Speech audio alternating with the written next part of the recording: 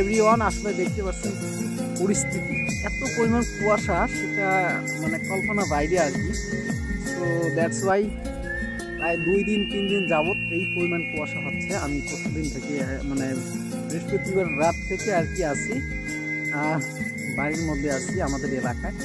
উত্তরবঙ্গ যে এত পরিমাণ কুয়াশা হয় সেটা আপনি ধারণা করতে পারবেন না।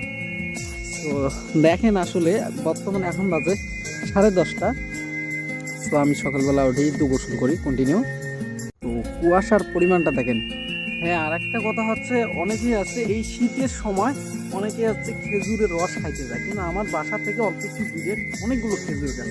তো আমরা ছোটবেলা থেকে এইরকম খেজুরের রস খাওয়ার কোনো ইচ্ছা শক্তি বা নাই। আসলে শহরে গেছিলাম, অনেক ছেলেপেলে দেখি দল বল নিয়ে সকালবেলা খেজুরের রস খেতে যায়। আমি যারা খেজুরের রস খেতে যায় আমি তাদেরকে একটু মানে সংকেত দিতে চাচ্ছি।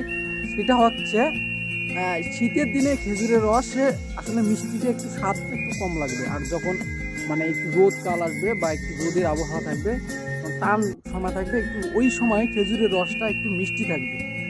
তো আপনারা ভালো করেই শুনে নেন, অনেকেই যারা শহর থেকে যারা যান খেজুরের রস খাইতে এই কনকনা শীতের মধ্যে, সে সময় মানে খেজুরের রসটা একদম স্বাদ কম পাবে। তো যখন রোদ উঠবে তখন মানে রোদের সময় আর কি, সে সময় গেলে খেজুরের রসটা একটু মিষ্টি পাবে। তো এতটুকুই।